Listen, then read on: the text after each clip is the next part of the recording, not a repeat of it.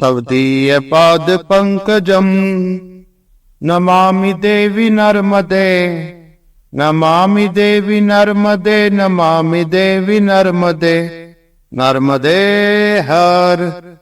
ओम श्री गणेशाय नमः। ओम श्री परमात्मने नमः। नर्मदा पुराण 27वां अध्याय त्रिपुर के शोभ का वर्णन। नर्मदे हर। नर्मदा पुराण का अगला अध्याय सुनने के लिए मेरे चैनल धर्म यात्री को सब्सक्राइब करें, बेल आइकन पर प्रेस करें। मैया की महिमा को अन्य लोगों तक पहुंचाएं, वीडियो को शेयर करें। नर्मदे हर। श्री मार्कंडे जी बोले, नारद के वचन सुनकर रानी बोली, ब्राह्मण श्रेष्ठ, प्रसन्न हो, अनुग्रह करो, मन के अनुसार दान ले लो। स्वर्ण मणि रतन विविध वस्त्र और जो दुर्लभ वस्तु हो वह सब मैं तुम्हें दूंगी। रानी के वचन सुनकर नारद बोले, हे भद्रे, जो ब्राह्मण निर्धन है उन्हें दान दीजिए। हम तो सब प्रकार से संपन्न हैं और केवल भक्ति से ही प्रसन्न होने वाले हैं। तब रानी ने वेद वेदांग पारगर्मी निर्धन ब्राह्मणों को बुलाकर विविध दान दिए तथा सौभाग्य को बढ़ाने वाला जो दान नारद जी ने कहा था वह दान ब्राह्मणों को दिया और कहा, इस दान से सदा मुझ पर श्री विष्णु और शंकर प्रसन्न हो। तब उस रानी ने नारद से कहा, ब्राह्मण श्रेष्ठ, तुमने जो दान पति की प्रसन्नता के लिए और पति की कर्म सिद्धि के लिए कहा वह मैंने दिया। जन्म जन्मांतर पर्यंत मेरे पति बाण ही हो। यदि बाण को छोड़कर मेरा कोई देवता नहीं है तो उस सत्य से मेरे पति 100 वर्षों तक जीवित रहे। जिस प्रकार स्त्रियों का पति देवता होता है वैसे ही अन्य कोई भी धर्म उसका नहीं है।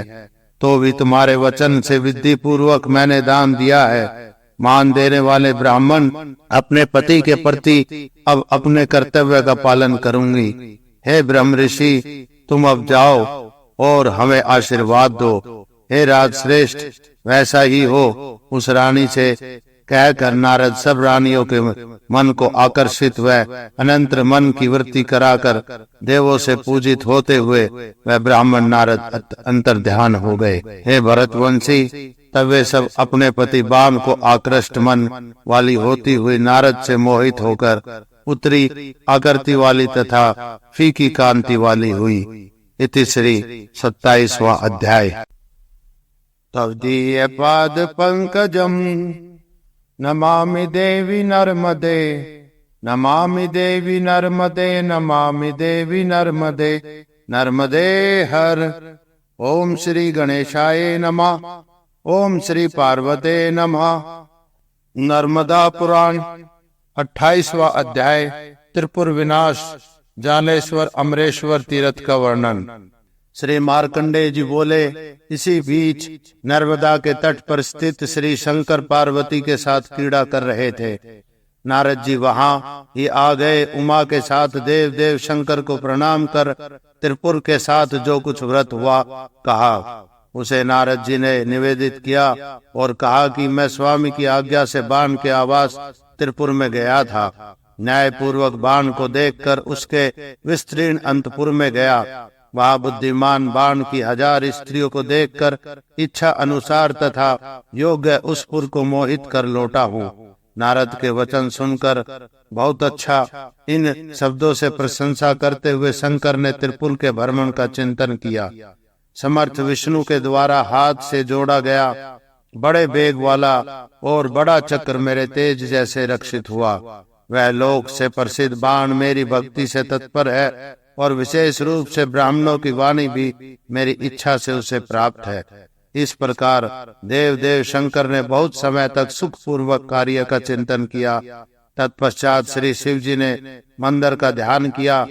उसे धनुष में स्थापित कर पृथ्वी को स्थापित कर बाण में सनातन विष्णु का ध्यान कर उसके अग्र भाग में प्रदीप्त चारों ओर अग्नि को स्थापित कर पंखों के मध्य में गरुड़ और वेग में वायु को स्थापित कर पृथ्वी रूप रथ की रचना कर धुरी के अग्र भाग में दोनों अश्वनी कुमारों को अक्ष इंद्रदेव को और आगे कीले में कुबेर को दाहिनी ओर यम और बाई ओर बड़े कठोर काल की भावना कर सूर्य चंद्र को चक्र रूप से और आरु में गंधर्व को, ब्रह्मा को सारथी तथा वेदों को श्रेष्ठ घोड़े बनाकर वेद के अंगों को लगाम आदि के रूप से, रस के रूप से छंदों की कल्पना की।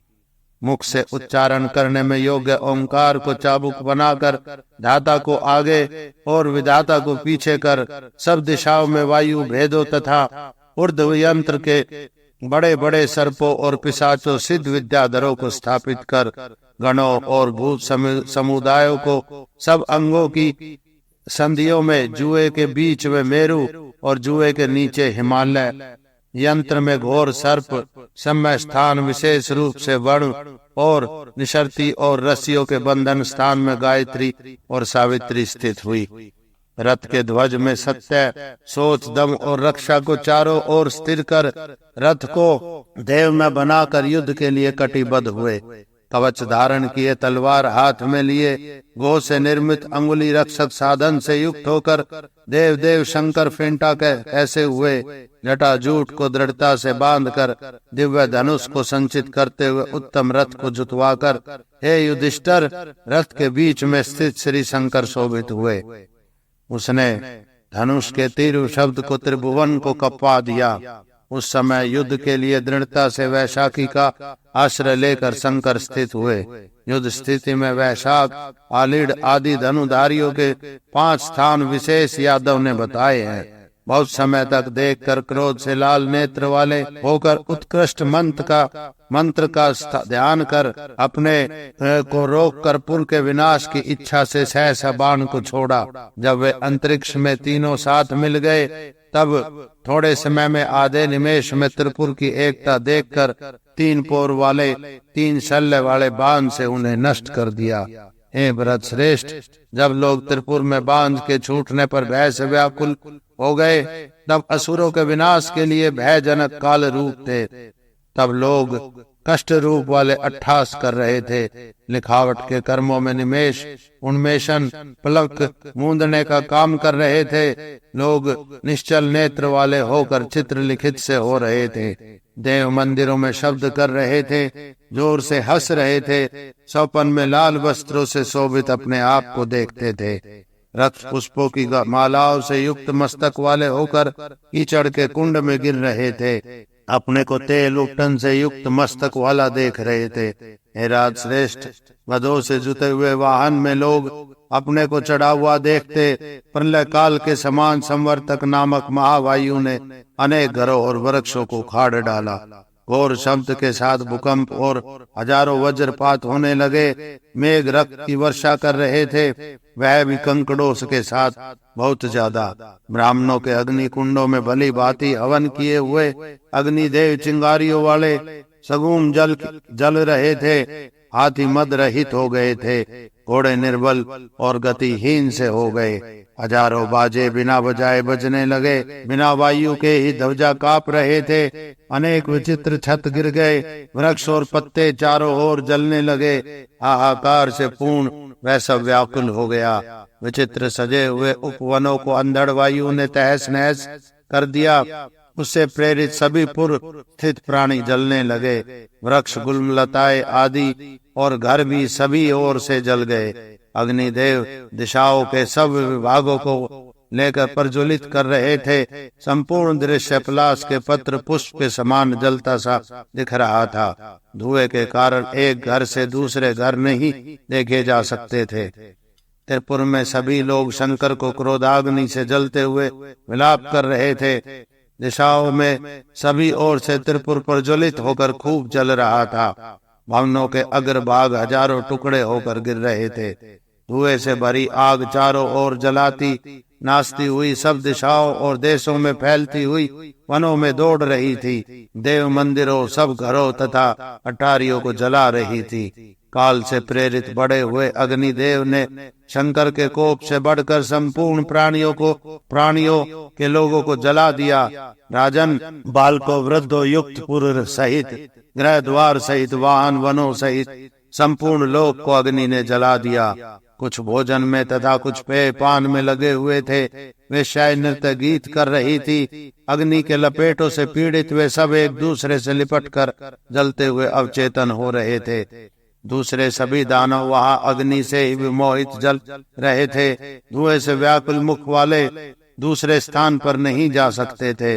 राजन, हंस, कारंडव, पक्षियों से भरी श्रवण में कमलों से युक्त अनेकों बावड़ियों और कुएं भी जलकर नष्ट हो रहे थे। नगर के बगीचे अग्नि से जले देखे जा रहे थे। सुंदर कमलों से ढकी 8-8 योजन पर्यंत फैली हुई विशाल बावड़ियों और पहाड़ों के समान रत्नों से शोभित भवन अग्नि से जलकर पृथ्वी में टुकड़े टुकड़े होकर गिरते हुए दिखाई दे रहे थे। चारों ओर से मनुष्य, स्त्री, बालक, वृद्ध जल रहे थे। आग की लपटें भयंकर उठ रही थी। बड़ा हाहाकार हो रहा था। हे राजश्रेष्ठ, कोई सुख से सोई हुई, कोई दूसरी नशे में चूर, मतवाली, तीसरी कीड़ाकार विशाल सैया पर लेटी हुई, विशाल नेत्रों वाली सुंदरी हार से भूषित धूम से आकुल होकर लीन होकर अग्नि में गिर पड़ी। कोई स्त्री जल रहे उस पुर में पुत्र स्नेह से पूर्ण होती हुई पुत्र को आलिंगन करती हुई अग्नि से जलने लगी। कोई इंद्रनील मणि से सजी हुई स्वर्ण के समान गौरवन वाली सुंदरी पति को अग्नि में गिरा देखकर स्वयं उसके ऊपर गिर गई। हे राजन, सूर्य के समान वर्ण वाली अपने प्रिय पति के ऊपर सोई हुई सुंदरी अग्नि की लपटों से पीड़ित होकर दृढ़ता से पति के गले से लिपट गई। मेघ के समान वर्ण वाली चंचल करगनी वाली ऊपर श्वेत वस्त्र ओढ़े हुए कोई सुंदरी पृथ्वी पर गिर गई।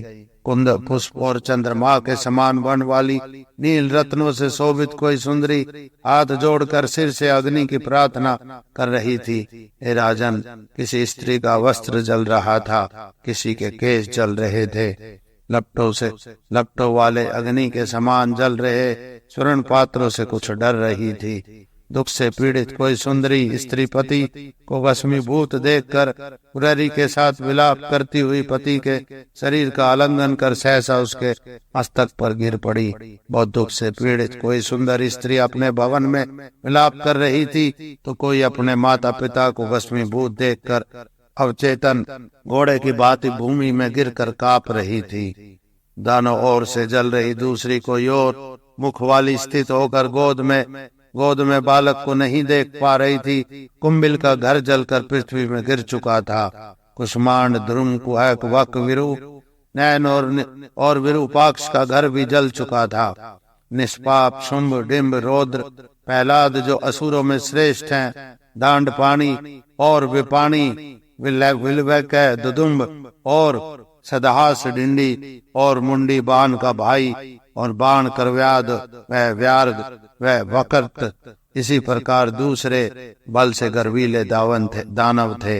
राजन, उनके घरों में भी निर्दय आग जल रही स्त्रियां घर में विलाप कर रही थी। दीन वचन बोलने वाली अनाथ स्त्रियां शिव के समीप पहुंची बोली, हे अग्निदेव, यदि देवों के शत्रु से शत्रुता है तो पुरुषों के ऊपर ही वह वैर उचित है। ग्रह के पिंजरे की कोयल के समान स्त्रियों का क्या अपराध है? तुम बड़े निर्दय और कठोर हो। तुम्हारा स्त्री जनों में क्या क्रोध उचित है? क्या तुमने यह संसार में नहीं सुना कि स्त्रियां सर्वथा अवैध है, यानी वध के योग्य नहीं है, पर वायु से प्रेरित होकर जलाने में तुम्हारा गुण है, किंतु स्त्री जनों के प्रति तुम्हारी कोई दया व उदारता नहीं। तुम तो मलेच्छो भी मलेच्छ और नीच कर्म से न हटने वाले अचेतन हो। भारत, स्त्रियों को इस प्रकार विलाप करते हुए भी बड़ी लपटों वाले अग्निदेव सबको जला रहे थे। यह देखकर बाण जलते हुए यह बोला कि शंकर का तिरस्कार करके मैं सरलता से पापी बन गया। मैंने संपूर्ण लोकों का विनाश कर दिया। इस लोक तथा परलोक में नित्य ही गौ ब्राह्मणों का वध किया गया। अन्न पान, मठ, बगीचे और आश्रमों का भी विनाश किया। ऋषियों के आश्रम, देवताओं के कार्य में आने वाले बगीचे, सार्वजनिक स्थान भी मेरे द्वारा विनष्ट हो चुके हैं। उस पाप से ही मेरे तप और बल का नाश हो चुका है। धन, राज्य और अंतपुर से भी क्या करूंगा? मूढ़ बुद्धि में शंकर के चरणों की शरण में ही जाता हूँ। यही श्रेष्ठ है। सब दुखों के हरने वाले सर्वश्रेष्ठ श्री शंकर को छोड़कर माता पिता कोई रक्षक नहीं है, कोई दूसरा बंधु नहीं है। अपने द्वारा कृत पाप स्वयं ही भोगा जाता है। मैं पुनः सब साधु सज्जनों के साथ जल रहा हूँ। ऐसा कहकर शिवलिंग को मस्तक पर रखकर वह बाण अग्नि से आवर्त दुखी पसीने से लथपथ होता हुआ घर से शीघ्र ही निकल पड़ा। जगह जगह वह लड़खड़ाते हुए, संकलित होते हुए, वह गदगद वाणी से शंकर की स्तुति करते हुए उनकी शरण में गया। उसने कहा, हे महादेव, हे शंकर, तुम्हारी क्रोधाग्नि से प्रज्वलित होकर यदि मैं वध के योग्य हूँ तो महादेव तुम्हारी कृपा से मेरा आराध्य यह बाण लिंग नष्ट न हो। प्रभो, यह लिंग मेरे द्वारा पूजित और भक्ति पूर्वक ध्यान किया गया है। इसकी मैंने भक्ति पूर्वक उपासना की है। प्राणों से भी यह अत्यंत प्रिय है। हे देव, तुम इसकी रक्षा करने में समर्थ हो। सुरश्रेष्ठ, यदि मैं तुम्हारा अनुग्रह पात्र हूँ अथवा वध योग्य हूँ तो मैं आपसे यही चाहता हूँ कि प्रत्येक जन्म में तुम्हारे चरणों में मेरी अचल भक्ति हो। महादेव, अपने कर्मों से पशु पक्षी कीट पतंग तथा नीच स्त्रियक योनियों में पड़े हुए भी तुझसे मेरी अचल भक्ति हो। राजन, भक्तों में श्रेष्ठ माँ भाग्यशाली बाण ने ऐसा कहकर उत्तर स्रोत से देवादिदेव महादेव की स्तुति की। बाण ने कहा, हे शिव शंकर, सबके संहार करने वाले तुम्हें नमन है। संसार के भय से डरे हुए प्राणियों के भय का विनाश करने वाले तुम्हें नमन है। कामदेव का विनाश करने वाले, सुंदरियों की प्रिय कामना के पूरक देव तुम्हें नमन है। पार्वती प्राणनाथ, हे सारभूत, भयंकर सर्प को हार बनाने वाले भगवान तुम्हारी जय हो। निर्मल भस्म से भूषित शरीर तुम्हारी जय हो। मंत्रों के मूल स्वरूप जगत के एक पात्र तुम सबसे श्रेष्ठ हो। सर्पों से लिपटे होने से पीली जटाओं वाले तुम्हारी जय हो। हे भयंकर रूप, पिनाक धनुष को धारण करने वाले तुम सब में उत्कृष्ट हो। विनेत्र, संगदारे से रहित तुम सदा जयशील हो, सबका कल्याण करने वाले। हे शंकर, गंगा तरंग को धारण करने वाले मेरे प्रभु तुम्हारी जय हो। भयंकर स्वरूप खड़वांग हाथ में लिए हुए तुम्हारी जय हो को प्राप्त हो। संपूर्ण जगत में प्रशंसित चंद्रशेखर तुम्हारी जय हो। सुखद ईश सुरलोक के सारभूत भगवान तुम्हारी जय हो। प्रज्वलित होने वाले पदार्थों के सारभूत तुम्हारी जय हो। कीर्तनीय जगत में पवित्र तुम्हारी जय हो। वृक्ष, वृषभ ध्वज और विचित्र चरित्र वाले भगवान तुम्हारी जय हो। नर कपालों की माला वाले तुम्हारी जय हो। अदासुर के शरीर पकड़ के काल सुंदर नंदीश्वर पर गमन करने वाले तुम्हारी जय हो। संपूर्ण लोगों के पाप का शमन करने वाले शंभु तुम सर्वश्रेष्ठ हो। सिद्धपुर असुरों के द्वारा भली भांति प्रणत चरण तुम्हारी जय हो। बहुत भयंकर संसार समुद्र से तारने वाले रुद्र तुम्हारी जय हो। हे गिरीश, देवराज इंद्र आदि के भी मानवीय शिव तुम्हारी जय हो। सूक्ष्म श्रेष्ठ हो, त्रिपुर को जलाने वाले विश्व के सूक्ष्म तत्व तुम्हारी जय हो। तुम्हारी जय हो। संपूर्ण शास्त्रों से प्रतिपाद्य नित्य परमार्थ सत्य तत्व तुम ही हो। संसार को तारने वाले दुर्गे तत्व तुम्हारी जय हो। घोर कलयुग के पाप समुद्र से उबारने वाले भगवान तुम जय को प्राप्त हो। सुर असुर आदि गणों के ईश्वर तुम ही सबको जीतने वाले अशुभ वानर सिंह और हाथी जैसे मुख वाले भगवान तुम्हारी जय हो। बहुत सूक्ष्म स्थूल और बहुत लंबे रूप वाले तुम हो। देवगण भी तुम्हें नहीं पा सकते। उपाधि रहित अमर तत्व तुम्हारे चरणों में मैं सदा दीन भाव से प्रणत हूँ। सुंदर नेत्रों की कांति को चुराने वाले शाम शंकर तुम विजयी बनो। बहुत उन्नति पाकर भी अभिमानी पुरुष तुम्हें न पाकर अपना विनाश कर लेता है, तब बड़ा उग्र तब भी बहुत हानिकारक होता है। संकट में अकेले जाने वाले पुरुष के पुत्र बंधुजन स्त्री व अन्य मित्र आदि कोई भी सहायक नहीं होते। केवल किया गया शुभ अशुभ कर्म ही कर्ता के द्वारा होता है, वह ही सार्थक होता है और यहाँ से कूच करने वाले के आगे चलता है। निर्धन मनुष्य को घूमते हुए कोई कहीं भय नहीं होता, पर धन की आसक्ति करने वाला पुरुष भयों से मुक्त नहीं रहता। उससे मैं धन को ही छोड़ देता हूँ। लोभी पुरुष ही पाप का आचरण करते हैं, शुद्ध अंश वाले तो पाप से दूर रहते हैं। धर्म के सार को सुनकर उसी का निश्चय कर उसे ही ग्रहण करना चाहिए। तुम विष्णु हो, तुम सनातन ब्रह्म स्वरूप जगत के नाम हो, तुम ही इंद्र हो। हे देव देवेश्वरों के नाथ, तुम्हें सादर नमन हो। तुम पृथ्वी और वरुण भी हो, तुम वायु और अग्नि हो, तुम यज्ञ की दीक्षा और यजमान मूर्ति और आकाश चंद्रमा भी तुम हो। तुम ही सूर्य हो, तुम ही कुबेर यम और गुरु भी तुम हो। सूर्य से त्रिभुवन की भांति तुमने ही सबको व्यापक कर लिया है। इस बाण करत स्रोत को सुनकर क्रोध को छोड़ प्रसन्न मन से भगवान शंकर बोले, हे दानव, आज से तुम अब मत डरो। स्वर्ण निर्मित भवन में स्थिर रहो अथवा मेरे समीप ही रहो। वत्स, आज से लेकर तुम पुत्र पौत्र पर पौत्रों बांधवो और स्त्री के साथ सब शत्रुओं के वध के योग्य नहीं होगे। श्री मार्कंडे ने कहा, हे भारत, फिर भी देव शंकर ने उसे वर दिया कि तुम स्वर्ग और मनुष्य लोक तथा पाताल में सुर और असुरों से पूजित होकर तुम अविनाशी और अधिकारी होकर सुख पूर्वक रहो। तब उन्हें रुद्र ने अग्नि को जलाने से रोका। भगवान शंकर ने उसके तीसरे पुर की रक्षा की। सब ज्वालाओं से झुलसकर पृथ्वी में गिर चुका था। आधे प्रस्थान से भी उसकी ज्वालाएं आकाश को छू रही थी। वह ऋषि लोग बड़ा हाहाकार कर रहे थे। देवता और श्रेष्ठ सिद्ध विद्याधर आदि हाहाकार कर रहे थे। उसका एक खंड श्री शैल में गिरा, दूसरा खंड प्रज्वलित होते हुए अमरकंटक पर्वत पर गिरा।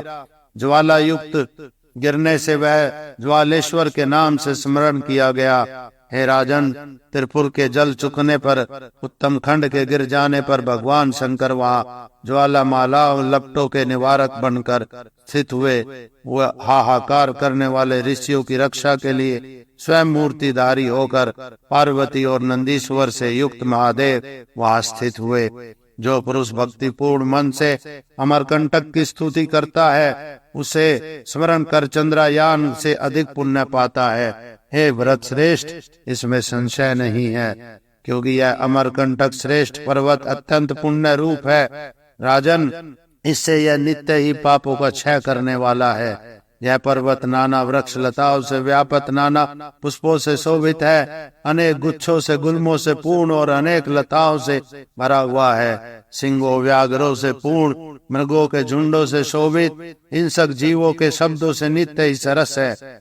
वहाँ पर्वत में ब्रह्मा, इंद्र, विष्णु आदि मुख्य सहस्त्र देवों से देव शंकर सेवित है। इस अमरकंटक पर्वत पर जो गिरकर प्राण त्यागता है, हे राजन, वह पुरुष कर्म से 14 लोकों में विलास करता है। इंद्र, आग्नेय, कावेर, वायव, याम्य और नेत्र, वारुण, सौम्य, सौर, ब्रह्मा पद और सुख कर वैष्णव पद पाता है। महाभाग, तदंतर उमा, रुद्र, ईश्वर और फिर सबसे परे सदाशिव रूप शांत अति इंद्रिय सूक्ष्म ज्योति है। धीर जितेंद्रिय पुरुष विधि पूर्वक उसमें लीन होता है, इसमें संशय नहीं। युधिष्ठिर बोले, हे ऋषि श्रेष्ठ, अमरकंटक में गिरने की कौन सी विधि बताई गई है? हे महामुने, यह सब तुम मुझसे कहो, मुझे संशय है। श्री मार्कंडे बोले, हे पांडुनंदन, तुम सुनो, मैं उस विधि को कहूंगा। पहले जिस कर्म को कर पश्चात वहां से पतन करे। हे राजन, प्रथम 3 कृच्छ चंद्रायन कर, फिर शिव मंत्र का दक्ष लक्ष्य परिमित कर, शुद्ध शाक और यावक कुल्थी खाकर 3 बार स्नान कर, शुद्धांत करण से तीनों समय देव त्रिनेत्र शिव का पूजन करे। राजन, वहाँ ही दशानन से हवन करावे।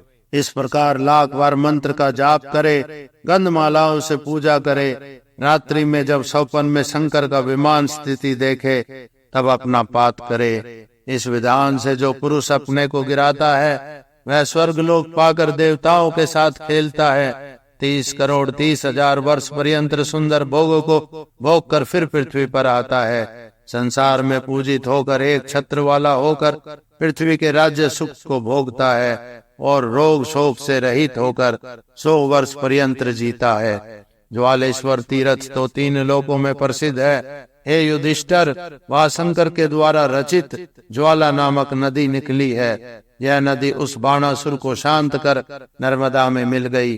महाराज, वह संगम में विधि पूर्वक तिल मिश्रित जल से पितृ देवताओं का तर्पण करे और पितृ देवों को पिंड दान करे। इससे वह ऐसा करने वाला पुरुष उत्तम पुंडरीक कमल दान का फल पाता है, विष्णु लोक को पाता है। राजन, उस तीर्थ में मनुष्य बिना अनावश्यक यानी अनशन व्रत पूर्वक भगवान शंकर की आराधना करता है, वह सब पापों से छूट जाता है और रुद्र लोक जाता है, जहाँ अमरेश्वर सैकड़ों देवों से सेवित है और सहस्त्र से ऋषियों से भी सेवित है। अतः यह स्थल बड़ा ही पुण्यजनक है।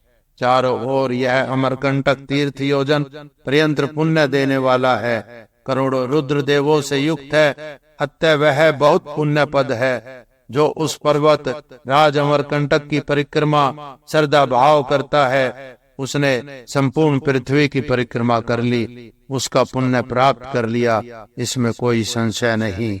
इसकी परिक्रमा करने से मनुष्य के वाचिक, मानसिक और कायिक ये तीनों पाप नष्ट हो जाते हैं, ऐसा भी शंकर जी ने कहा है। हे राजन, अमरेश्वर के समीप शुक्रेश्वर तीर्थ है, जिसे वहां बड़ा तप कर इंद्र ने स्थापित किया है। ब्रह्मा के द्वारा स्थापित शुभ कुशावर्त तीर्थ भी वहां है, उसे ब्रह्मा कुंड भी कहते हैं। और दूसरा हंस तीर्थ भी है। अमरीश का तीर्थ और महाकालेश्वर अनंतर कावेरी नदी के पूर्व की ओर मातृकेश्वर तीर्थ है। हे भरत श्रेष्ठ, ये तीर्थ नर्मदा के दक्षिण भाग में है। वहाँ रहने स्नान दान से पाप समूह को नष्ट करते हैं। महारानी भृंग तुंग में प्रसिद्ध शिव भैरव नामक है। उसके दक्षिण प्रदेश में पत्रेश्वर तीर्थ है। ये दोनों ही सब दुखों को हरने वाले हैं। उन दोनों की पूजा कर और प्रणाम कर मनुष्य तीर्थ यात्रा का फल पाता है। बिना देखे बिना पूजे वे दोनों ही मनुष्य के विघ्न कारक हैं। 28वां अध्याय। इति श्री नर्मदे हर। नेक्स्ट वीडियो के लिए मेरे चैनल धर्म यात्री को सब्सक्राइब करें, बेल आइकन पर क्लिक करें, वीडियोस लाइक और शेयर करें, कमेंट्स करें।